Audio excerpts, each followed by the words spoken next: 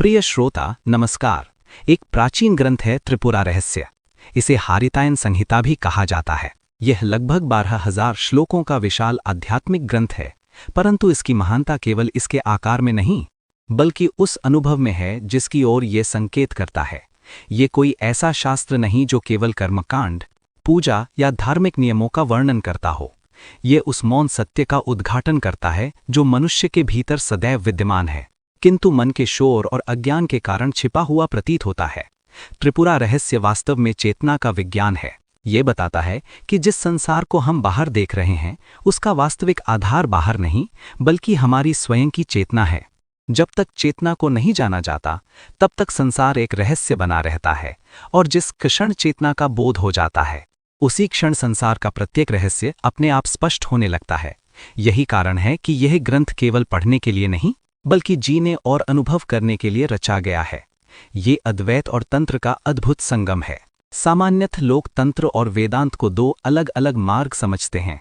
वेदांत कहता है कि केवल ब्रह्म ही सत्य है और जगत उसी की अभिव्यक्ति है, जबकि तंत्र कहता है कि इसी जगत, इसी शरीर, इसी मन और इसी शक्ति के माध्यम से उसी परम सत्य का अनुभव किया जा सकता है। त्रिपुरा रहस्य इन दोनों दृष्टियों को एक सूत्र में पिरो देता है। ये सिखाता है कि संसार का त्याग करना आवश्यक नहीं है, बल्कि संसार को उसकी वास्तविक प्रकृति में देखना आवश्यक है। जब दृष्टि बदल जाती है तब वही संसार बंधन नहीं रहता बल्कि मुक्ति का साधन बन जाता है।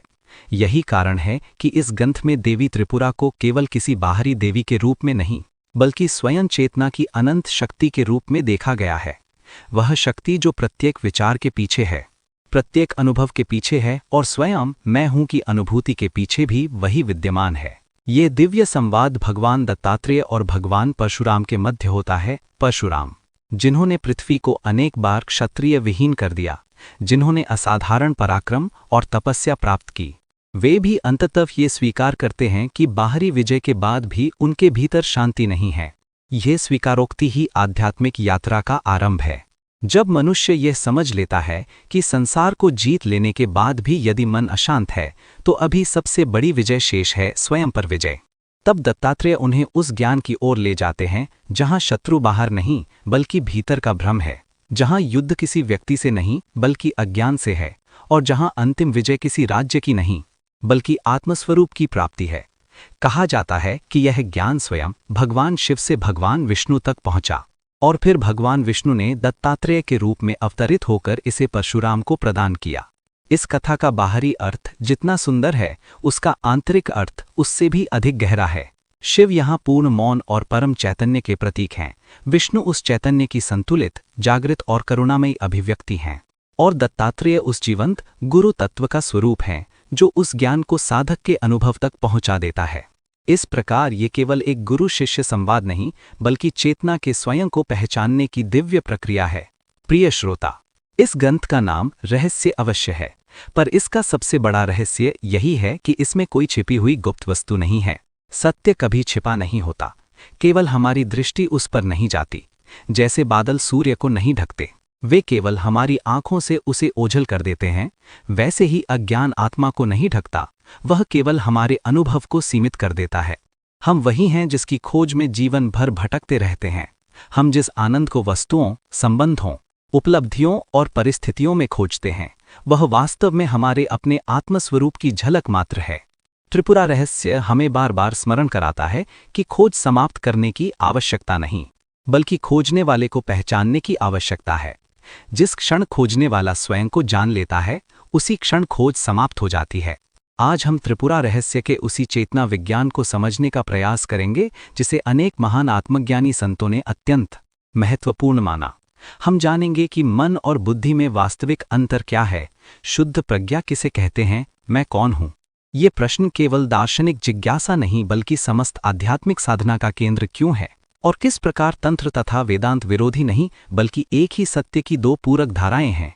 इस यात्रा में हम केवल शब्दों को नहीं सुनेंगे बल्कि उन शब्दों के पीछे छिपे मौन को भी सुनने का प्रयास करेंगे, क्योंकि त्रिपुरा रहस्य कहता है कि जहां विचार समाप्त होते हैं वहीं से वास्तविक ज्ञान प्रारंभ होता है। तो आइए श्रद्धा, धैर्य और खुले हृदय के साथ त्रिपुरा रहस्य की उस गहन गुफा में प्रवेश करें जहां चेतना स्वयं अपना आवरण हटाकर अपने शाश्वत अखंड और दिव्य स्वरूप का प्रकाश प्रकट करती है। प्रिय श्रोता, त्रिपुरा रहस्य का पहला और सबसे महत्वपूर्ण विषय है मन और बुद्धि का अंतर। ये अंतर केवल शब्दों का नहीं, बल्कि संपूर्ण आध्यात्मिक जीवन की दिशा बदल देने वाला सत्य है। अधिकांश लोग अपने मन को ही अपना वास्तविक स्वरूप मान लेते हैं। उन्हें लगता है कि जो विचार उनके भीतर उठ रहे हैं वही उनकी पहचान है, जो भावनाएं आ रही हैं वही उनका व्यक्तित्व है, जो इच्छाएं उन्हें चला रही हैं वही उनका जीवन है। किंतु त्रिपुरा रहस्य अत्यंत स्पष्टता से कहता है कि यही सबसे बड़ा भ्रम है। यदि विचार ही मैं होते तो विचार बदलते ही हमारा अस्तित्व भी बदल जाना चाहिए था। यदि भावनाएं ही मैं होती तो क्रोध के समय एक व्यक्ति और प्रेम के समय दूसरा व्यक्ति हो जाना चाहिए था, पर ऐसा नहीं होता। बदलने वाली हर वस्तु के पीछे एक ऐसा तत्व अवश्य है जो कभी नहीं बदलता। वही वास्तविक मैं है।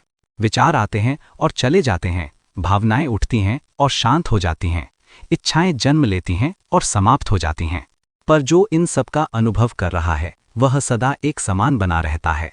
त्रिपुरा रहस्य उसी शाश्वत साक्षी की ओर हमारा ध्यान ले जाता है। मन वास्तव में विचारों का निरंतर प्रवाह है। यह संकल्प और विकल्प का क्षेत्र है। एक क्षण ये कहता है कि यही उचित है, दूसरे ही क्षण उसी बात पर संदेह करने लगता है।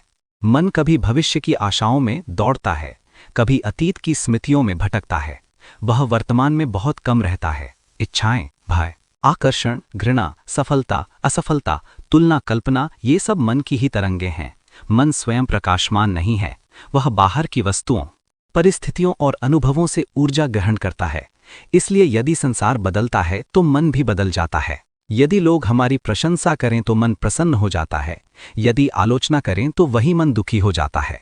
इसका अर्थ है कि मन का सुख दुख स्वयं के भीतर से उत्पन्न नहीं होता, बल्कि बाहरी परिस्थितियों पर निर्भर रहता है। जो बाहर पर निर्भर है वह कभी स्थायी शांति नहीं दे सकता। इसी कारण त्रिपुरा रहस्य मन को अंतिम सत्य नहीं मानता, बल्कि केवल एक उपकरण मानता है। इसके विपरीत बुद्धि या प्रज्ञा मन के पार की अवस्था है। यहाँ बुद्धि का अर्थ केवल बौद्धिक ज्ञान या तर्क करने की क्षमता नहीं है। शास्त्रों की प्रज्ञा वह दिव्य विवेक है जो सत्य और असत्य, शाश्वत और क्षणभंगुर, आत्मा और अनात्मा के बीच सहज भेद कर सकता है। यह वही आंतरिक प्रकाश है जो बिना किसी पक्षपात के देखता है। मन जहाँ हर अनुभव से जुड़ जाता है, वहीं प्रज्ञा हर अनुभव को देखती है। मन प्रतिक्रिया करता है, प्रज्ञा केवल साक्षी रहती है। मन बंधन बनाता है, प्रज्ञा बंधनों को पहचानकर उनसे मुक्त कर देती है। जब विवेक जागृत होता है तब मनुष्य पहली बार समझता है कि वह विचारों का दर्शन नहीं, बल्कि विचारों का दर्शक है। यही समझ आध्यात्मिक स्वतंत्रता का प्रथम द्वार है। त्रिपुरा रहस्य का एक अत्यंत गहन सूत्र है, विषयों से मुक्त होकर ज्ञान शुद्ध प्रज्ञा बन जाता है। इस छोटे से वाक्य में संपूर्ण साधना का सार छिपा हुआ है। विषयों से मुक्त होने का अर्थ संसार छोड़ देना नहीं है, बल्कि विषयों के प्रति भीतर की आसक्ति समाप्त हो जाना है। आंखें संसार को देखें, कान ध्वनियां सुने, शरीर अपना कार्य करे, मन अपने व्यवहार निभाए, पर भीतर कोई चिपकाव न रहे, कोई स्वामित्व का अहंकार न रहे, कोई तृष्णा न रहे। जब ज्ञान बाहरी वस्तुओं में उलझा रहता है तब वह मन कहलाता है, और जब वही ज्ञान स्वयं में स्थित हो जाता है तब वह शुद्ध प्रज्ञा बन जाता है। इसलिए मुक्ति किसी नए अनुभव को प्राप्त करने का नाम नहीं, बल्कि उस अशुद्धि को हटाने का नाम है जिसने प्रज्ञा को मन के रूप में सीमित कर दिया है। एक सुंदर उदाहरण इसे और स्पष्ट करता है। एक शांत तालाब की कल्पना कीजिए। उसकी सतह पर लहरें उठ रही हैं, पत्ते तैर रहे हैं, झाग दिखाई दे रही है। यदि कोई व्यक्ति केवल सतह को देखे तो उसे लगेगा कि पूरा तालाब अशांत है, किंतु यदि वह थोड़ा गहराई में देखे तो पाएगा कि नीचे का जल पूर्णतः शांत, निर्मल और पारदर्शी है। सतह की हलचल गहराई की शांति को कभी छू भी नहीं सकती। मन उन्हीं लहरों के समान है। विचार उठते हैं, भावनाएं बदलती हैं, परिस्थितियां आती जाती हैं, पर चेतना की गहराई कभी विचलित नहीं होती। साधना का उद्देश्य लहरों से लड़ना नहीं, बल्कि गहराई को पहचानना है। जब मनुष्य अपनी पहचान सतह से हटाकर गहराई में स्थापित कर देता है तब बाहरी हलचल उसके भीतर अशांति उत्पन्न नहीं कर पाती। जब लहरें स्वयं शांत होने लगती हैं तब सतह और गहराई में कोई भेद नहीं रह जाता। उसी प्रकार जब विचारों का अनावश्यक प्रवाह रुक जाता है तब मन बुद्धि में विलीन होने लगता है। ये किसी जबरन एकाग्रता का परिणाम नहीं, बल्कि सहज जागरूकता का फल है। जितना अधिक साधक अपने भीतर साक्षी भाव में स्थित होता है, उतना ही मन का शोर स्वाभाविक रूप से शांत होने लगता है। तब शुद्ध प्रज्ञा स्वयं प्रकट होती है। उसे बाहर से लाना नहीं पड़ता, क्योंकि वह पहले से ही भीतर विद्यमान है। बादल हटते ही जैसे सूर्य स्वयं दिखाई देने लगता है, वैसे ही मन के विक्षेप शांत होते ही प्रज्ञा का प्रकाश स्वतः प्रकाशित हो जाता है, और यही शुद्ध प्रज्ञा चेतना है। वही आत्मा का वास्तविक स्वरूप है, वही अद्वैत वेदांत का ब्रह्म है, वही तंत्र की आदिशक्ति त्रिपुरा है। जब साधक इस सत्य का प्रत्यक्ष अनुभव कर लेता है, तब उसके लिए संसार न तो बंधन रह जाता है और न ही कोई भय। तब वह जान लेता है कि देखने वाला, देखा जाने वाला और देखने की प्रक्रिया तीनों उसी एक चेतना की विभिन्न अभिव्यक्तियां हैं। यही त्रिपुरा रहस्य का हृदय है, यही आत्मज्ञान का आरंभ है, और यही वह मौन सत्य है जहां मन समाप्त हो जाता है और केवल शुद्ध, अखंड, अनंत चेतना शेष रह जाती है। प्रिय श्रोता, त्रिपुरा शब्द का सामान्य अर्थ है तीन नगर, परंतु त्रिपुरा रहस्य में यह केवल किसी बाहरी स्थान या पौराणिक कथा का संकेत नहीं है। यह स्वयं मनुष्य के भीतर घटने वाली चेतना की तीन अवस्थाओं का गूढ़ प्रतीक है। ये तीन नगर हैं जागृत, स्वप्न और सुषुप्ति। हम प्रतिदिन इन तीनों अवस्थाओं से होकर गुजरते हैं, फिर भी शायद ही कभी ये प्रश्न पूछते हैं कि इन तीनों को अनुभव करने वाला कौन है। हम जागृत अवस्था को अपना जीवन मान लेते हैं, स्वप्न को केवल कल्पना समझकर भूल जाते हैं, और गहरी नींद को अज्ञान की अवस्था कहकर छोड़ देते हैं। किंतु त्रिपुरा रहस्य कहता है कि यदि इन तीनों अवस्थाओं का गहराई से निरीक्षण किया जाए, तो वही निरीक्षण हमें आत्मज्ञान तक पहुंचा सकता है, क्योंकि इन तीनों के पीछे एक ऐसा तत्व है जो कभी नहीं बदलता।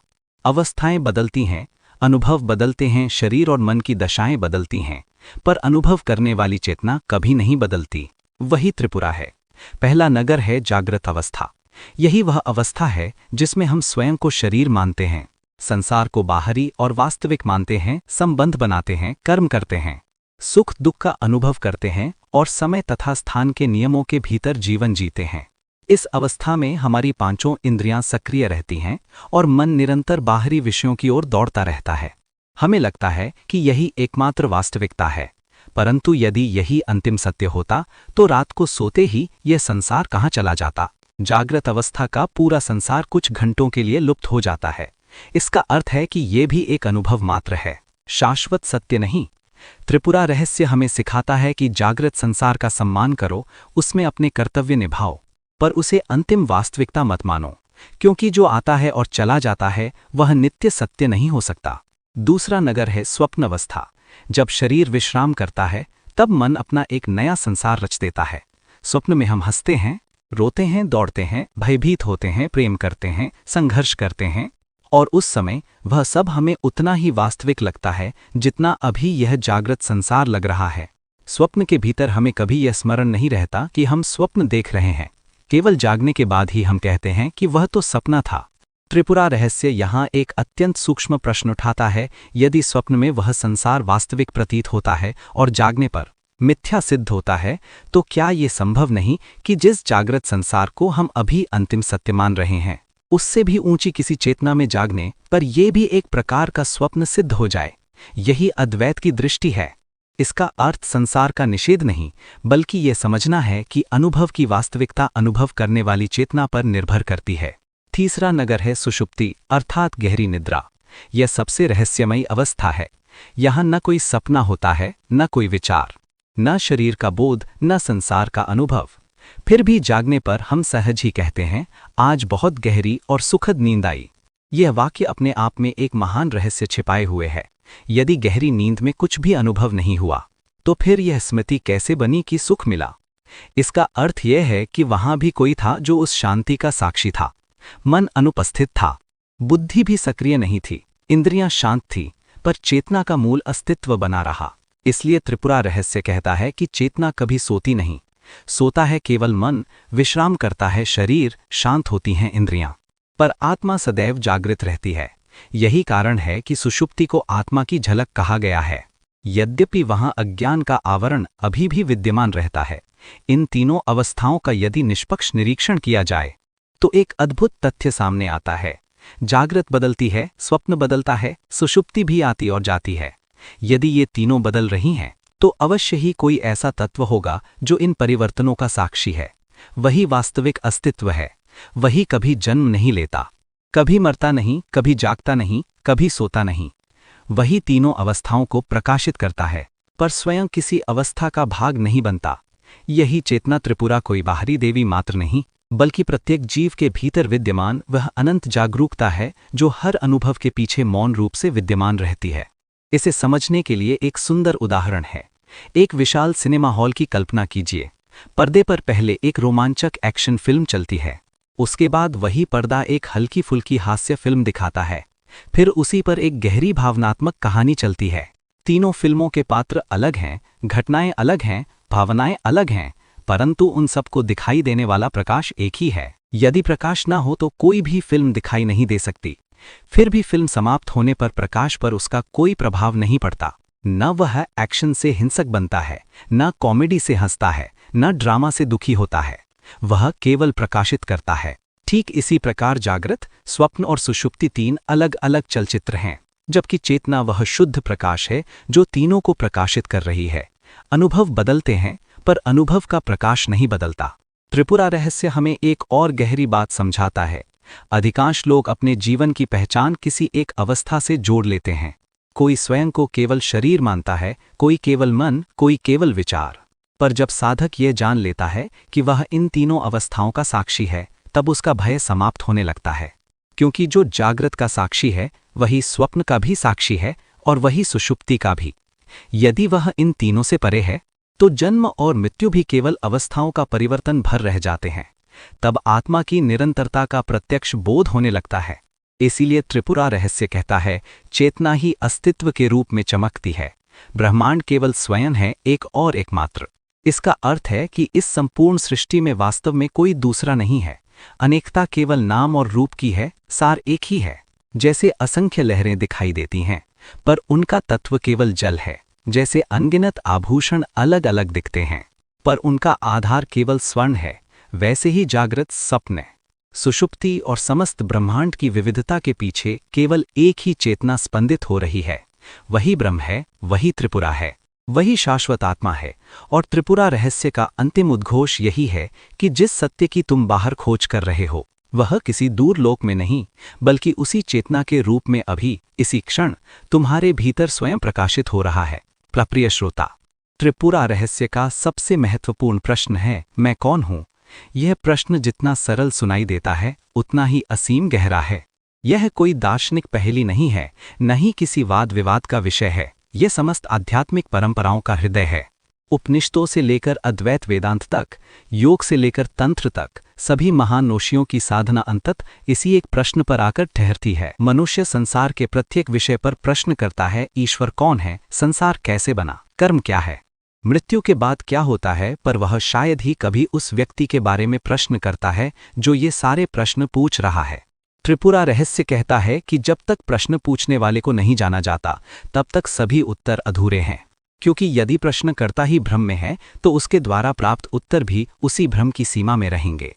इसलिए आत्मज्ञान की यात्रा बाहर से भीतर की ओर मुड़ती है। यह जानने की नहीं, स्वयं को पहचानने की यात्रा है। यही कारण है कि त्रिपुरा रहस्य इस प्रश्न को सभी दर्शनों का आधार, सभी साधनाओं का सार और सभी मुक्तियों का द्वार कहता है। मनुष्य जितना बाहर दौड़ता है, उतना ही अपने केंद्र से दूर होता जाता है। वह ज्ञान इकट्ठा करता है, शास्त्र पढ़ता है, तीर्थों की यात्रा करता है, तपस्या करता है, पर यदि उसने स्वयं को नहीं जाना तो उसके भीतर की मूल जिज्ञासा शांत नहीं होती। आत्मा की प्यास किसी बाहरी उपलब्धि से नहीं बुझती, वह केवल अपने स्रोत में लौटकर ही तृप्त होती है।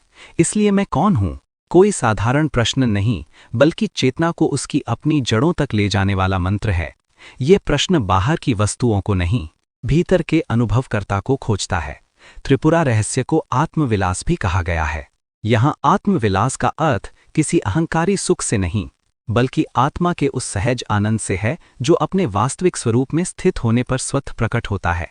सामान्य मनुष्य का आनंद किसी कारण पर निर्भर होता है।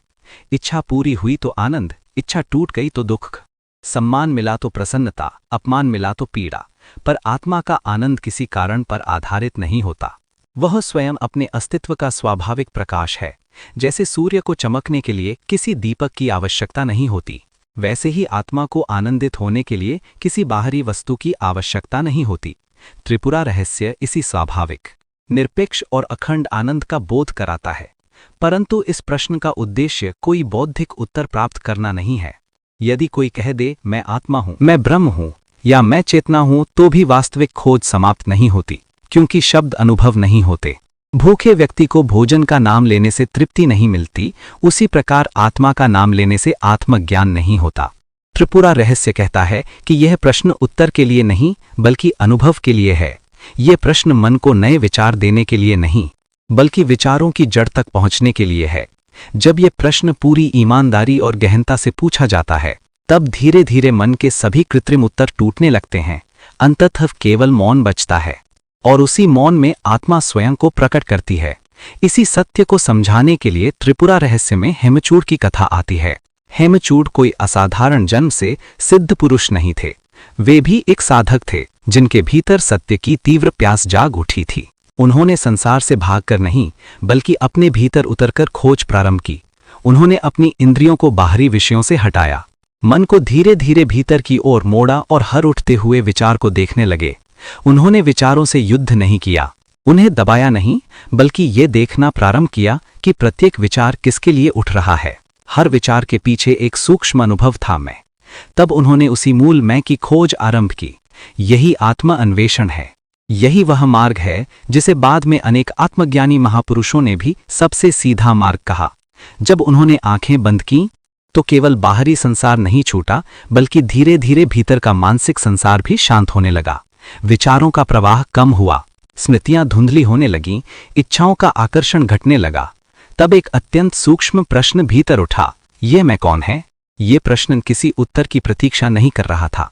यह प्रश्न स्वयं उस मैं की जड़ तक पहुंचने का प्रयास था। जैसे नदी अपने स्रोत की ओर लौटे, वैसे ही चेतना अपने मूल की ओर लौटने लगी। त्रिपुरा रहस्य कहता है, जो मैं शब्द कहता है वह शरीर नहीं है। शरीर बचपन से युवावस्था और फिर वृद्धावस्था तक निरंतर बदलता रहता है। यदि शरीर ही मैं होता तो हर परिवर्तन के साथ मैं भी बदल जाना चाहिए था, पर ऐसा नहीं होता। उसी प्रकार मन भी मैं नहीं है। विचार हर क्षण बदलते हैं, भावनाएं आती जाती हैं, विश्वास बदलते हैं, इच्छाएं बदलती हैं, फिर भी एक निरंतरता बनी रहती है। नाम भी मैं नहीं है। जन्म के समय कोई नाम नहीं था, फिर भी अस्तित्व था। यदि नाम बदल दिया जाए तो क्या हमारा अस्तित्व बदल जाता है? नहीं। इसका अर्थ है कि शरीर, मन और नाम केवल पहचान के साधन हैं, वास्तविक पहचान नहीं। तो फिर वास्तविक मैं कौन है? त्रिपुरा रहस्य कहता है, वह शुद्ध चेतना है जो शरीर को देख रही है, मन को देख रही है, विचारों को आते जाते देख रही है। वही साक्षी है, वही आत्मा है, वही ब्रह्म है। वही साक्षी है, वही आत्मा है, वही ब्रह्म है। वह कभी जन्म नहीं लेती, इसलिए मरती भी नहीं। वह समय के भीतर नहीं रहती, बल्कि समय उसी के भीतर प्रकट होता है। वही प्रत्येक अनुभव का आधार है, पर स्वयं किसी अनुभव की वस्तु नहीं बनती। उसे देखा नहीं जा सकता, क्योंकि वही देखने वाला है। उसे जाना नहीं जा सकता, क्योंकि वही समस्त ज्ञान का आधार है। उसे केवल स्वयं के रूप में जिया जा सकता है। मैं कौन हूं? यह प्रश्न अहंकार को नष्ट करता है। अहंकार कोई वस्तु नहीं है, बल्कि गलत पहचान का नाम है। जब हम स्वयं को शरीर मानते हैं, तभी भय उत्पन्न होता है। जब स्वयं को मन मानते हैं, तभी दुख और सुख के झूले में झूलते हैं। जब स्वयं को नाम और पद मानते हैं, तभी सम्मान और अपमान का संघर्ष चलता है। जैसे ही यह प्रश्न इन सभी झूठी पहचानों को एक एक करके हटाने लगता है, अहंकार की पकड़ ढीली पड़ जाती है। तब भ्रम टूटता है और सत्य स्वयं प्रकट होने लगता है। सत्य कहीं बाहर से नहीं आता, वह तो पहले से ही भीतर विद्यमान था। केवल उसके ऊपर पड़े अज्ञान के आवरण हट जाते हैं।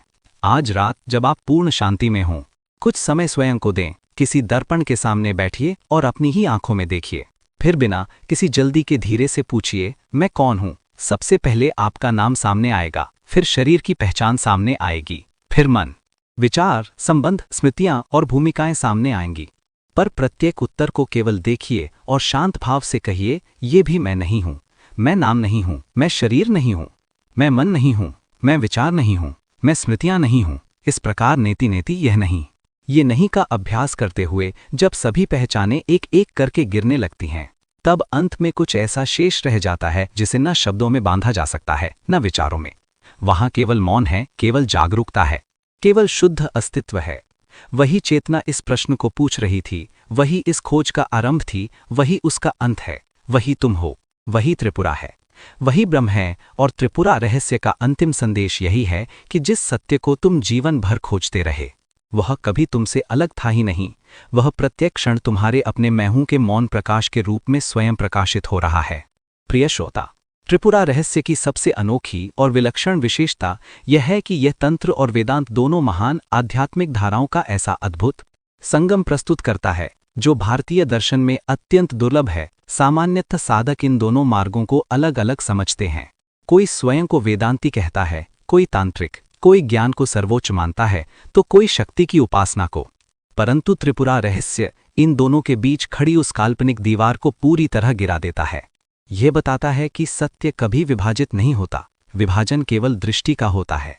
जिस प्रकार एक ही पर्वत को पूर्व दिशा से देखने पर उसका रूप अलग दिखाई देता है और पश्चिम दिशा से देखने पर अलग, पर पर्वत वही रहता है, उसी प्रकार वेदांत और तंत्र भी एक ही परम सत्य को दो भिन्न दृष्टियों से देख रहे हैं। इसलिए जो वास्तव में वेदांत को समझ लेता है वह तंत्र का विरोध नहीं कर सकता, और जो तंत्र के सार तक पहुंच जाता है वह अद्वैत से अलग नहीं रह सकता। दोनों का अंतिम मिलन एक ही चेतना में होता है। वेदांत ज्ञान का मार्ग है। वह मनुष्य को बार बार ये स्मरण कराता है कि तुम्हारा वास्तविक स्वरूप शरीर, मन और अहंकार नहीं बल्कि शुद्ध ब्रह्म है। उसका पूरा प्रयत्न अज्ञान को हटाने का है। वह विवेक, वैराग्य, आत्मचिंतन और आत्मानुभूति के माध्यम से साधक को उस बिंदु तक ले जाता है जहां केवल एक अद्वैत सत्य शेष रह जाता है। दूसरी ओर तंत्र साधना का मार्ग है। वह जीवन को अस्वीकार नहीं करता बल्कि जीवन के प्रत्येक अनुभव को साधना का माध्यम बना देता है। जहां वेदांत कहता है कि अपने वास्तविक स्वरूप को पहचानो, वहीं तंत्र कहता है कि अपनी प्रत्येक शक्ति को उसी पहचान की दिशा में रूपांतरित करो। इच्छा को दबाओ मत, उसे शुद्ध करो। मन को नष्ट मत करो, उसे पारदर्शी बना दो। शरीर से घृणा मत करो, उसे चेतना का मंदिर समझो। ऊर्जा को रोको मत, उसे परमात्मा की ओर प्रवाहित करो। यही तंत्र का सार है। इसलिए तंत्र बाहरी कर्मकांडों का नाम नहीं है। तंत्र का वास्तविक अर्थ है विस्तार। वह साधना जो सीमित चेतना को अनंत चेतना में विस्तारित कर दे, वही तंत्र है। त्रिपुरा रहस्य इन दोनों मार्गों को विरोधी नहीं मानता। यह कहता है कि ज्ञान बिना साधना के केवल बौद्धिक सूचना बनकर रह जाता है, और साधना बिना ज्ञान के केवल यांत्रिक क्रिया बन कर्म क्रिया बन जाती है। जब ज्ञान साधना में उतरता है तब अनुभूति जन्म लेती है, और जब साधना ज्ञान से प्रकाशित होती है तब वह मुक्ति का मार्ग बन जाती है। यही कारण है कि यह ग्रंथ शाक्त परंपरा का होते हुए भी शुद्ध अद्वैत का दर्शन प्रस्तुत करता है।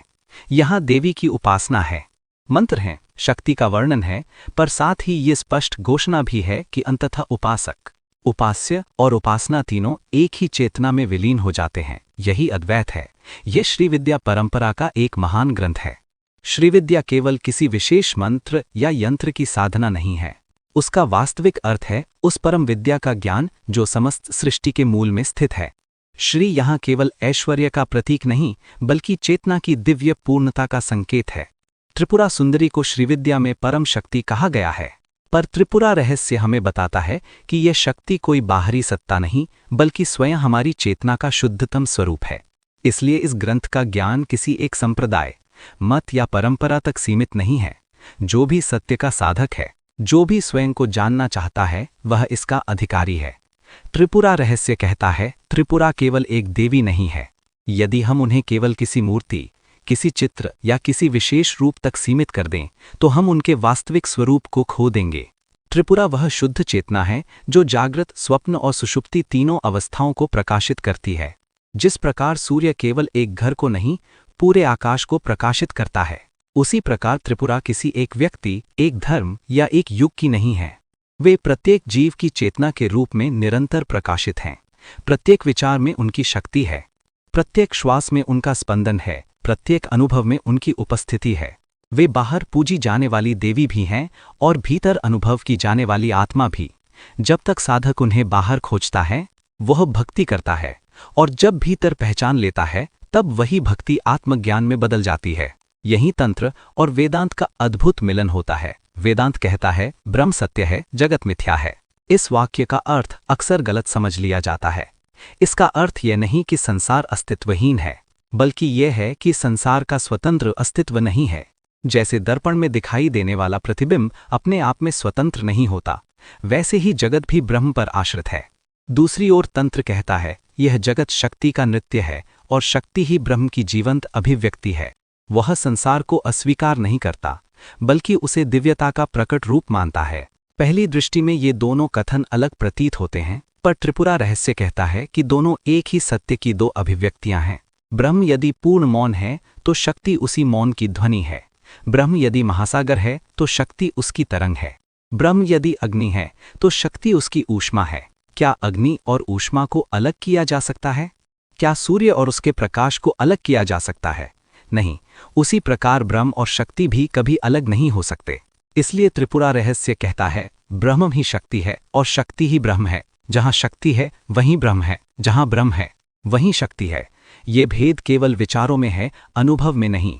जब साधक ध्यान की गहराई में प्रवेश करता है तब वह अनुभव करता है कि चेतना और उसकी अभिव्यक्ति दो नहीं है, देखने वाला और दिखाई देने वाला, शिव और शक्ति, आत्मा और प्रकृति सभी उसी एक अखंड सत्य की विभिन्न लीलाएं हैं। यही त्रिपुरा रहस्य का अद्वैत है, जीवंत, स्पंदित और अनुभव सिद्ध अद्वैत। इसी कारण भगवान रमण महर्षि ने इस ग्रंथ को अत्यंत उच्च स्थान दिया। यद्यपि वे स्वयं आत्मविचार और अद्वैत वेदांत के महान प्रतीक थे, फिर भी उन्होंने त्रिपुरा रहस्य को योग वासिष्ठ के समान ही महत्वपूर्ण माना। इसका कारण यह नहीं था कि यह केवल एक प्राचीन ग्रंथ है, बल्कि इसलिए कि यह साधक को सीधा उसके आत्मस्वरूप तक पहुंचाने की क्षमता रखता है। रमण महर्षि का पूरा उपदेश मैं कौन हूं पर आधारित था, और त्रिपुरा रहस्य भी अंततः उसी प्रश्न में साधक को स्थिर करता है। इससे स्पष्ट होता है कि सत्य किसी संप्रदाय का नहीं होता। जो वास्तव में सत्य तक पहुंचता है वह सभी मार्गों की एकता को देखता है। प्रिय श्रोता, आज हमने त्रिपुरा रहस्य के उस चेतना विज्ञान की केवल एक झलक देखी है। हमने समझा कि मन विचारों का समूह है, जबकि बुद्धि या शुद्ध प्रज्ञा विचारों के पार स्थित वह मौन प्रकाश है जो सबको प्रकाशित करता है। हमने जाना कि जागृत नखीपूत माक्तिचोल्क असापो अम्निन नमकटाशव। हमने जाना कि जागृत, स्वप्न और सुषुप्ति चेतना की तीन अवस्थाएं हैं, पर इन तीनों के पीछे एक चौथी सत्ता भी है, तुरीय। तुरीय कोई चौथी अवस्था नहीं, बल्कि वह आधार है जिसमें तीनों अवस्थाएं आती जाती रहती हैं। जैसे आकाश बादलों, वर्षा और धूप से प्रभावित नहीं होता, वैसे ही तुरीय जागृत, स्वप्न और सुषुप्ति से अप्रभावित रहता है। वही त्रिपुरा है, वही आत्मा है, वही ब्रह्म है। हमने ये भी समझा कि मैं कौन हूं केवल एक प्रश्न नहीं, बल्कि आत्म अन्वेषण का महान साधन है। यह प्रश्न मन को उत्तर देने के लिए नहीं, बल्कि मन को शांत करने के लिए है। जब तक झूठी पहचानें बनी रहती हैं, तब तक यह प्रश्न बार बार पूछा जाना चाहिए, और जब सभी झूठी पहचानें गिर जाती हैं, तब उत्तर शब्दों में नहीं, बल्कि मौन अनुभव में प्रकट होता है। प्रिय श्रोता, त्रिपुरा रहस्य वास्तव में कोई रहस्य नहीं है, ये तो तुम्हारा अपना स्वरूप है। जैसे अंधेरे में एक व्यक्ति रस्सी को सांप समझकर भयभीत हो जाता है, उसका शरीर कांपने लगता है, श्वास तेज हो जाती है, मन घबरा जाता है, पर जैसे ही दीपक जलता है, न सांप को भगाना पड़ता है, न उससे युद्ध करना पड़ता है, केवल प्रकाश आता है और भ्रम समाप्त हो जाता है। सांप कभी था ही नहीं। उसी प्रकार तुम स्वयं को शरीर, मन, नाम, पद, संबंध और इतिहास मानकर भय में जीते हो। मृत्यु का भय, असफलता का भय, अकेलेपन का भय, अपमान का भय, ये सभी उसी गलत पहचान से जन्म लेते हैं। ज्ञान का प्रकाश आने पर इनसे लड़ना नहीं पड़ता, केवल पहचान बदल जाती है। तब शरीर अपना कार्य करता रहता है, मन अपने विचारों के साथ चलता रहता है, संसार अपनी गति से चलता रहता है, पर भीतर एक अचल शांति स्थापित हो जाती है। तब ज्ञानी जान लेता है कि वह इन सबका साक्षी है, इन सबसे परे है। त्रिपुरा तुमसे अंत में अत्यंत प्रेम से कहता है, त्रिपुरा तुमसे अलग नहीं है, त्रिपुरा तुम सो। यही इस ग्रंथ का अंतिम रहस्य है। जिस देवी की तुम पूजा करते रहे, वही तुम्हारी चेतना के रूप में भीतर प्रकाशित है। जिस ब्रह्म की तुम खोज करते रहे, वही तुम्हारे अस्तित्व का आधार है। जिस मुक्ति की तुम प्रतीक्षा कर रहे हो, वह किसी भविष्य की घटना नहीं, बल्कि इस क्षण अपनी वास्तविक पहचान में जागने का नाम है। इसलिए प्रिय श्रोता, आज से जब भी कोई तुमसे पूछे तुम कौन हो, तो उत्तर देने से पहले एक क्षण के लिए भीतर अवश्य देखना।